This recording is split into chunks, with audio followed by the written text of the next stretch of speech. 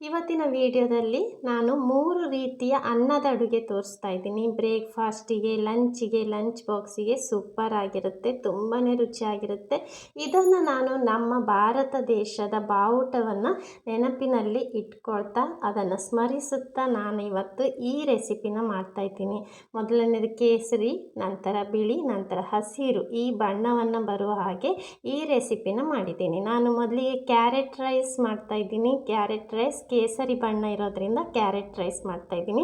ಅದಕ್ಕೆ ನಾನೊಂದು 2 ಟೇಬಲ್ ಸ್ಪೂನಷ್ಟು ಎಣ್ಣೆ, ಒಂದು ಪಲಾವ್ ಎಲೆ, ನಂತರ ಚಕ್ಕೆ, ಒಂದು 5-6 ಲವಂಗ, ಒಂದು 2 ಏಲಕ್ಕಿ, ನಂತರ ಸ್ವಲ್ಪ ಗೋಡಂಬಿಯನ್ನು ತಗೊಂಡು ಸ್ವಲ್ಪ ಲೈಟಾಗಿ ಹುರ್ಕೊಳ್ತಾ ಇದ್ದೀನಿ. ಸಣ್ಣ ಉರಿಯಲ್ಲಿ ಬಿಸಿ ಮಾಡಿಕೊಂಡು ಅದರಲ್ಲಿ ಹುರಿತಾ ಇದ್ದೀನಿ. ನಂತರ ಒಂದು ಈರುಳ್ಳಿಯನ್ನು ಸಣ್ಣದಾಗಿ ಹೆಚ್ಚಿಬಿಟ್ಟು ಹಾಕ್ಕೊಂಡಿದ್ದೀನಿ. ಇದನ್ನು ಸಹ ಅದನ್ನು ಹುರ್ಕೋಬೇಕು. ಸಣ್ಣ ಉರಿಯಲ್ಲಿ ಇಟ್ಕೊಂಡು ಹುರಿರಿ. ನಂತರ ಅದಕ್ಕೆ 1 ಟೀ ಸ್ಪೂನಷ್ಟು ಶುಂಠಿ ಬೆಳ್ಳುಳ್ಳಿ ಪೇಸ್ಟನ್ನು ಹಾಕ್ಕೊಳ್ತಾ ಇದ್ದೀನಿ. ಹಸಿ ವಾಸನೆ ಹೋಗೋ ತನಕ ಅದನ್ನು ಹುರ್ಕೋಬೇಕು. ನೋಡಿ, ಹಸಿ ವಾಸನೆ ಹೋಗೋ ತನಕ 1 ನಿಮಿಷ ಹುರಿದ್ರೆ ಸಾಕು. ಲೋ ಫ್ಲೇಮಲ್ಲಿ ಇಟ್ಕೊಂಡು ಹುರಿರಿ. ನಂತರ 1 ಟೊಮೆಟೊನ ಹಾಕ್ಕೊಂಡಿದ್ದೀನಿ. ನಂತರ ಸಣ್ಣದಾಗಿ ಹೆಚ್ಚಿರುವಂಥ ಹಸಿಮೆಣಸು 1 ಟೇಬಲ್ ಸ್ಪೂನಷ್ಟು ಹಾಕ್ಕೊಂಡಿದ್ದೀನಿ. ಸ್ವಲ್ಪ ಕರಿಬೇವು, ನಂತರ ರುಚಿಗೆ ತಕ್ಕಷ್ಟು ಉಪ್ಪು ಹಾಕ್ಕೊಂಡು ಟೊಮೆಟೊ ಸಾಫ್ಟ್ ಆಗೋ ತನಕ ಚೆನ್ನಾಗಿ ಬೇಯಿಸ್ಕೋಬೇಕು. ತುಂಬಾ ರುಚಿಯಾಗಿರುತ್ತೆ. ನೀವು ಬ್ರೇಕ್ಫಾಸ್ಟಿಗೆ ಅಂತಲ್ಲ, ಲಂಚಿಗೆ, ಲಂಚ್ ಬಾಕ್ಸಿಗೂ ಸಹ ತೊಗೊಂಡು ಹೋಗ್ಬೋದು. ತುಂಬಾ ರುಚಿಯಾಗಿರುವಂತಹ, ಹಾಗೆಯೇ ತುಂಬ ಒಂದು ಕ್ವಿಕ್ಕಾಗಿ ಮಾಡ್ಕೋಬೋದು. ಒಂದು 10 ನಿಮಿಷದಲ್ಲಿ ಈ ರುಚಿಯಾದ ರೆಸಿಪಿನ ರೆಡಿ ಮಾಡ್ಕೋಬೋದು. ನಂತರ 1 ಕಪ್ಪಷ್ಟು ಕ್ಯಾರೆಟನ್ನು ತುರಿದು ಬಿಟ್ಟು ತೊಗೊಂಡಿದ್ದೀನಿ ನಾನು. ಇದನ್ನು ಸಹ ಜಾಸ್ತಿ ಬೇಯಿಸ್ಬೇಕಂತ ಇಲ್ಲ. ಕ್ಯಾರೆಟನ್ನು ಸ್ವಲ್ಪ ಲೈಟಾಗಿ 1 ನಿಮಿಷ ಸ್ವಲ್ಪ ಬಾಡಿಸ್ಕೊಂಡ್ರೆ ಸಾಕು. ನಂತರ ಅದಕ್ಕೆ 1/4 ಟೀ ಸ್ಪೂನಷ್ಟು ಅರಿಶಿನ ಪುಡಿಯನ್ನು ಹಾಕ್ಕೊಳ್ತಾ ಇದ್ದೀನಿ. ಅರ್ಧ ಟೀ ಸ್ಪೂನಷ್ಟು ಜೀರಿಗೆ ಪುಡಿ, ನಂತರ ಒಂದು ಅರ್ಧ ಟೀ ಸ್ಪೂನಷ್ಟು ಕೊತ್ತಂಬರಿ ಪುಡಿ, ನಂತರ 1 ಟೀ ಸ್ಪೂನಷ್ಟು ಕೆಂಪು ಮೆಣಸಿನ ಪುಡಿ ಹಾಕ್ಕೊಳ್ತಾ ಇದ್ದೀನಿ. ನಂತರ ಅರ್ಧ ಟೀ ಸ್ಪೂನಷ್ಟು ಗರಂ ಮಸಾಲ ಪೌಡರ್ ಹಾಕ್ಕೊಳ್ತಾ ಇದ್ದೀನಿ. ಇದನ್ನು ಚೆನ್ನಾಗಿ ಮಿಕ್ಸ್ ಮಾಡ್ಕೋಬೇಕು. ಇದನ್ನು 1ರಿಂದ 2 ನಿಮಿಷ ಈ ರೀತಿ ಮಿಕ್ಸ್ ಮಾಡ್ಕೊಳ್ಳಿ.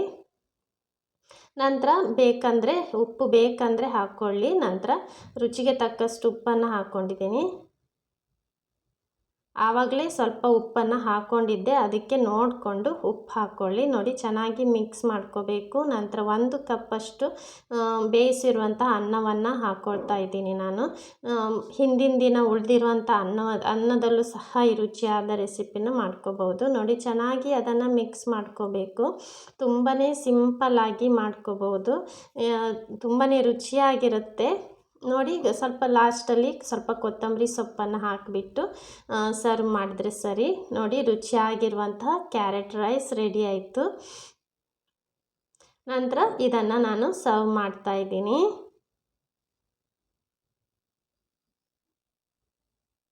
ನೋಡಿ, ರುಚಿಯಾಗಿರುವಂಥ ಕ್ಯಾರೆಟ್ ರೈಸ್ ರೆಡಿ ಆಯಿತು.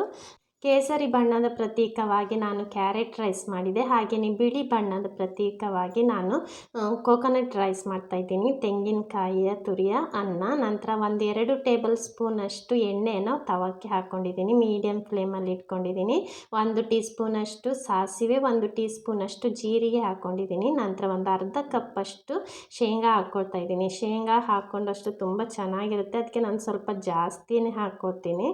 ನಂತರ ಅದನ್ನು ಗರಿ ಆಗಬೇಕು ಶೇಂಗಾ, ಅಲ್ಲಿ ತನಕ ಮೀಡಿಯಮ್ ಫ್ಲೇಮಲ್ಲಿ ಚೆನ್ನಾಗಿ ಹುರಿಯಿರಿ. ಸಾಸಿವೆನೂ ಸಿಡಿಬೇಕು, ಅಲ್ಲಿ ತನಕ ಹುರಿಯಿರಿ. ನಂತರ 1 ಟೇಬಲ್ ಸ್ಪೂನಷ್ಟು ಉದ್ದಿನಬೇಳೆ ಹಾಕ್ಕೊಳ್ತಾ ಇದ್ದೀನಿ. ನಂತರ 1 ಟೇಬಲ್ ಸ್ಪೂನಷ್ಟು ಕಡಲೆಬೇಳೆಯನ್ನು ಹಾಕ್ಕೊಳ್ತಾ ಇದ್ದೀನಿ. ಇದೆಲ್ಲವೂ ಚೆನ್ನಾಗಿ ಹುರಿಬೇಕು. ಸ್ವಲ್ಪ ಕಲರ್ ಸಹ ಚೇಂಜ್ ಆಗಬೇಕು. ಶೇಂಗಾ ಗರಿ ಆದಷ್ಟು ತುಂಬಾ ರುಚಿಯಾಗಿರುತ್ತೆ. ನಂತರ 1 ಈರುಳ್ಳಿನ ಸಣ್ಣದಾಗಿ ಹೆಚ್ಚಿಬಿಟ್ಟು ಹಾಕ್ಕೊಂಡಿದ್ದೀನಿ. ಈರುಳ್ಳಿ ಅಷ್ಟೇ ಸ್ವಲ್ಪ ಕಲರ್ ಚೇಂಜ್ ಆಗೋ ತನಕ ಅದನ್ನು ಹುರ್ಕೋಬೇಕಾಗತ್ತೆ. ನಂತರ ಅದಕ್ಕೆ ನಾನು ಶುಂಠಿಯನ್ನು ತುರಿದ್ಬಿಟ್ಟು ಹಾಕ್ಕೊಂಡಿದ್ದೀನಿ. ನಂತರ ಸಣ್ಣದಾಗಿ ಹೆಚ್ಚಿರುವಂತಹ ಹಸಿಮೆಣಸು, ನಂತರ 1-2 ತುಂಡಷ್ಟು ಒಣಮೆಣಸನ್ನು ಹಾಕ್ಕೊಂಡಿದ್ದೀನಿ. ಸ್ವಲ್ಪ ಕರಿಬೇವನ್ನು ಹಾಕ್ಕೊಳ್ತಾ ಇದ್ದೀನಿ. ಇದೆಲ್ಲವನ್ನು ಚೆನ್ನಾಗಿ ಹುರ್ಕೋಬೇಕು. ಕರಿಬೇವು ಗರಿ ಆಯ್ತು ಅನ್ನುವಾಗ ಗೊತ್ತಾಗುತ್ತೆ ಚೆನ್ನಾಗಿ ಹುರಿದಿದೆ ಅಂತ. ಅಲ್ಲಿ ತನಕ ಚೆನ್ನಾಗಿ ಹುರ್ಕೊಳ್ಳಿ. ನಂತರ 1 ಕಪ್ಪಷ್ಟು ತೆಂಗಿನಕಾಯಿ ತುರಿನ ಹಾಕ್ಕೊಳ್ತಾ ಇದ್ದೀನಿ. ಇದನ್ನು ಸಹ 1-2 ನಿಮಿಷ ಅದರ ಫ್ಲೇವರ್ ಬರುತ್ತೆ ನೋಡಿ, ಅಲ್ಲಿ ತನಕ ಹುರ್ಕೋಬೇಕು. ನಂತರ ರುಚಿಗೆ ತಕ್ಕಷ್ಟು ಉಪ್ಪನ್ನು ಹಾಕ್ಕೊಳ್ತಾ ಇದ್ದೀನಿ. ನಾನು ಅನ್ನ ಮಾಡುವಾಗ ಉಪ್ಪು ಹಾಕ್ಕೊಂಡಿಲ್ಲ, ಹಾಗೆಯೇ ರೆಡಿ ಮಾಡ್ಕೊಂಡಿದ್ದೀನಿ. ನಂತರ ಇದಕ್ಕೆ ಸ್ವಲ್ಪ ಬೇಯಿಸಿರುವಂಥ ಅನ್ನವನ್ನು ಹಾಕ್ಕೊಳ್ತಾ ಇದ್ದೀನಿ. ಇದನ್ನು ಚೆನ್ನಾಗಿ ಮಿಕ್ಸ್ ಮಾಡ್ಕೋಬೇಕು. ನಾನು ಆವಾಗಲೇ ಹೇಳ್ದಾಗೆ ಹಿಂದಿನ ದಿನ ಉಳಿದಿರುವಂಥ ಅನ್ನದಿಂದನೂ ಸಹ ಮಾಡ್ಕೋಬೋದು. 1-2 ನಿಮಿಷ ಚೆನ್ನಾಗಿ ಮಿಕ್ಸ್ ಮಾಡ್ಕೊಳ್ಳಿ. ಚೆನ್ನಾಗಿ ಬ್ಲೆಂಡ್ ಆಗಬೇಕು ಎಲ್ಲದು, ತುಂಬ ಚೆನ್ನಾಗಿರುತ್ತೆ. ಕೋಕೋನಟ್ ಅಂತೂ ಒಂದು ಸ್ವಲ್ಪ ಎಣ್ಣೆಯಲ್ಲಿ ಹುರಿದಿರೋದ್ರಿಂದ ರುಚಿ ತುಂಬ ಚೆನ್ನಾಗಿರುತ್ತೆ ನೋಡಿ. ಇದನ್ನು ರೆಡಿ ಆಯಿತು. ಇದಕ್ಕೆ ಕೊನೆಯದಾಗಿ ನಿಮ್ಗೆ ಕೊತ್ತಂಬರಿ ಸೊಪ್ಪು ಬೇಕಂದ್ರೆ ಹಾಕ್ಕೊಳ್ಳಿ, ನಾನು ಹಾಕ್ಕೊಂಡಿಲ್ಲ ನೋಡಿ. ಸರ್ವ್ ಮಾಡಿ ರುಚಿಯಾಗಿರುವಂತಹ ತೆಂಗಿನಕಾಯಿ ಅನ್ನ ಕೋಕೋನಟ್ ರೈಸ್ ರೆಡಿ ಆಯಿತು. ನಂತರ ನಾನು ಹಸಿರು ಬಣ್ಣದ ಪ್ರತೀಕವಾಗಿ ಕೊತ್ತಂಬರಿ ಸೊಪ್ಪಿನ ರೈಸ್ ಮಾಡ್ತಾಯಿದ್ದೀನಿ, ಕೊರಿಯಾಂಡರ್ ರೈಸ್. ನಂತರ ಅದಕ್ಕೆ 1 ಕಟ್ಟಷ್ಟು ಕೊತ್ತಂಬರಿ ಸೊಪ್ಪನ್ನು ಹಾಕ್ಕೊಂಡೆ. ಅರ್ಧ ಕಪ್ ಆಗುವಷ್ಟು ನಾನು ಪುದೀನ ಎಲೆಗಳನ್ನು ಹಾಕ್ಕೊಂಡೆ. 2-3 ಹಸಿಮೆಣಸು, 3 ಬೆಳ್ಳುಳ್ಳಿ ಎಸಳನ್ನು ಹಾಕ್ಕೊಂಡೆ. ನಂತರ ಅರ್ಧ ಇಂಚಷ್ಟು ಶುಂಠಿ, ಇದಕ್ಕೆ 1/4 ಕಪ್ಪಷ್ಟು ನೀರನ್ನು ಹಾಕ್ಕೊಂಡು ನುಣ್ಣಗೆ ರುಬ್ಕೋಬೇಕು. ನಂತರ ಒಂದು ಪಾತ್ರೆ ಇಟ್ಕೊಂಡಿದ್ದೀನಿ. ಅದಕ್ಕೆ 2 ಟೇಬಲ್ ಸ್ಪೂನಷ್ಟು ಎಣ್ಣೆನ ಹಾಕ್ಕೊಂಡಿದ್ದೀನಿ, ಮೀಡಿಯಮ್ ಫ್ಲೇಮಲ್ಲಿ ಇಟ್ಕೊಂಡಿದ್ದೀನಿ. ನಂತರ 1 ಚಕ್ಕೆ, 1 ಪಲಾವ್ ಎಲೆ, ನಂತರ 3-4 ಲವಂಗನ ಹಾಕ್ಕೊಂಡಿದ್ದೀನಿ. ಇದು ಎಣ್ಣೆಯಲ್ಲಿ ಸ್ವಲ್ಪ ಫ್ಲೇವರ್ ಬಿಟ್ಟ ನಂತರ ಅದಕ್ಕೆ 1 ಈರುಳ್ಳಿನ ಉದ್ದಕ್ಕೆ ಹೆಚ್ಚಿಬಿಟ್ಟು ಹಾಕ್ಕೊಂಡಿದ್ದೀನಿ. ಇದು ಸಹ ಚೆನ್ನಾಗಿ ಬೇಯಬೇಕು ಎಣ್ಣೆಯಲ್ಲಿ, ಸ್ವಲ್ಪ ಕಲರ್ ಚೇಂಜ್ ಆಗಬೇಕು ನೋಡಿ. 2-3 ನಿಮಿಷ ಚೆನ್ನಾಗಿ ಹುರ್ಕೊಳ್ಳಿ. ಮೀಡಿಯಮ್ ಟು ಲೋ ಫ್ಲೇಮಲ್ಲಿ ಇಟ್ಕೊಂಡು ಹುರ್ಕೋಬೇಕು. ನಂತರ ಅದಕ್ಕೆ ನಾನು ರುಬ್ಬಿರುವಂತಹ ಮಸಾಲೆನ ಹಾಕ್ಕೊಳ್ತಾ ಇದ್ದೀನಿ. ಮಸಾಲೆ ಹಸಿ ವಾಸನೆ ಹೋಗೋ ತನಕ ಎಣ್ಣೆಯಲ್ಲಿ ಚೆನ್ನಾಗಿ ಹುರಿಬೇಕು. 2-3 ನಿಮಿಷ ಮೀಡಿಯಮ್ ಫ್ಲೇಮಲ್ಲಿ ಹುರಿರಿ. ನೀರೆಲ್ಲ ಚೆನ್ನಾಗಿ ಒಣಗಬೇಕು, ಅಲ್ಲಿ ತನಕ ಚೆನ್ನಾಗಿ ಅದನ್ನು ಹುರ್ಕೋಬೇಕು. ತುಂಬಾ ರುಚಿಯಾಗಿರುತ್ತೆ. ಈ 3 ರೆಸಿಪಿನ ಖಂಡಿತವಾಗಿ ಟ್ರೈ ಮಾಡಿ ನೋಡಿ, ತುಂಬಾ ರುಚಿಯಾಗಿರುವಂಥ ರೆಸಿಪಿ ನೋಡಿ. ಇದನ್ನು ಚೆನ್ನಾಗಿ ನೀರೆಲ್ಲ ಕಡಿಮೆ ಆಗೋಕ್ಕೆ ಸ್ಟಾರ್ಟ್ ಆಯಿತು ನೋಡಿ. ತುಂಬ ನೀರೆಲ್ಲ ಅಬ್ಸರ್ವ್ ಆಗಬೇಕು, ಆವಾಗ ನಾವು ಹೆಚ್ಚು ಹೊತ್ತು ಇಟ್ಟಾಗ ಹಾಳಾಗಲ್ಲ. ಲಂಚ್ ಬಾಕ್ಸಿಗೆಲ್ಲ ತೊಗೊಂಡೋಗ್ತೀವಲ್ಲ, ಆವಾಗ ಹಾಳಾಗಲ್ಲ ಬೇಗ. ಇಲ್ಲಾಂದರೆ ನೀರಿನ ಅಂಶ ಜಾಸ್ತಿ ಇದ್ದರೆ ಬೇಗ ಹಾಳಾಗಿಬಿಡುತ್ತೆ. ನಂತರ ನಾನು ಒಣ ಬಟಾಣಿ ತೊಗೊಂಡಿದ್ದೆ, ನಾನು ಅದನ್ನು ಬೇಯಿಸಿಬಿಟ್ಟು ತೊಗೊಂಡಿದ್ದೀನಿ. ಅದು 1 ಕಪ್ ಆಗುವಷ್ಟು ಹಾಕ್ಕೊಂಡಿದ್ದೀನಿ. ನಂತರ ಇದಕ್ಕೆ ನೀವು ಬೇರೆ ಯಾವ ಕಾಳು ಯೂಸ್ ಮಾಡೋದಾದರೆ ಮಾಡ್ಕೋಬಹುದು, ಬಟಾಣಿನೇ ಆಗಬೇಕಂತ ಇಲ್ಲ. ನಂತರ ನಾನಿಲ್ಲಿ ಸ್ವಲ್ಪ ಉಪ್ಪನ್ನು ಹಾಕ್ಕೊಂಡಿದ್ದೀನಿ. ನಂತರ ಬೇಯಿಸಿರುವಂಥ ಅನ್ನವನ್ನು ಹಾಕ್ಕೊಳ್ತಾ ಇದ್ದೀನಿ ನೋಡಿ. ಚೆನ್ನಾಗಿ ಇದನ್ನು ಮಿಕ್ಸ್ ಮಾಡ್ಕೋಬೇಕು. ಎಕ್ಸ್ಟ್ರಾ ನೀವೇನಾದರೂ ತರಕಾರಿ ಹೆಚ್ಚಿಬಿಟ್ಟು ಹಾಕ್ಕೊಳ್ಳೋದಾದರೂ ಹಾಕ್ಕೋಬಹುದು, ತುಂಬಾ ರುಚಿಯಾಗಿರುತ್ತೆ ನೋಡಿ. ಇದನ್ನು ಚೆನ್ನಾಗಿ ಮಿಕ್ಸ್ ಮಾಡ್ಕೋಬೇಕು ನೋಡಿ. ಚೆನ್ನಾಗಿ ಮಿಕ್ಸ್ ಮಾಡ್ಕೊಂಡಿದ್ದೀವಿ. 2-3 ನಿಮಿಷ ಹಾಗೆ ಬೇಯಿಸ್ಕೋಬೇಕು.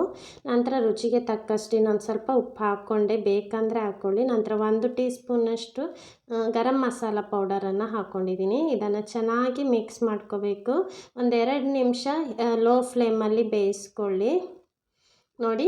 ರುಚಿಯಾಗಿರುವಂತಹ ಕೊರಿಯಾಂಡರ್ ರೈಸ್ ಕೊತ್ತಂಬರಿ ಸೊಪ್ಪಿನ ಅನ್ನ ರೆಡಿ ಆಯಿತು. ತುಂಬಾ ರುಚಿಯಾಗಿರುತ್ತೆ, ಖಂಡಿತವಾಗಿ ಟ್ರೈ ಮಾಡಿ ನೋಡಿ. ತುಂಬ ಸಿಂಪಲ್ಲಾಗಿ 3 ರೈಸ್ ರೆಸಿಪಿನ ಮಾಡ್ಕೋಬಹುದು. ಖಂಡಿತವಾಗಿ ಟ್ರೈ ಮಾಡಿ ನೋಡಿ. ಟ್ರೈ ಮಾಡಿ ನನಗೆ ಕಮೆಂಟ್ ಮಾಡಿ ತಿಳಿಸೋದನ್ನು ಮರಿಬೇಡಿ. ನನ್ನ ರುಚಿಯಾದ ರೆಸಿಪಿ ನಿಮಗಿಷ್ಟ ಆದರೆ ಪ್ಲೀಸ್ ಲೈಕ್ ಮಾಡಿ, ಶೇರ್ ಮಾಡಿ. ನನ್ನ ಯೂಟ್ಯೂಬ್ ಚಾನಲ್ನ ಸಬ್ಸ್ಕ್ರೈಬ್ ಮಾಡಿ, ನನ್ನ ಫೇಸ್ಬುಕ್ ಪೇಜನ್ನು ಫಾಲೋ ಮಾಡಿ. Thank you so much for watching.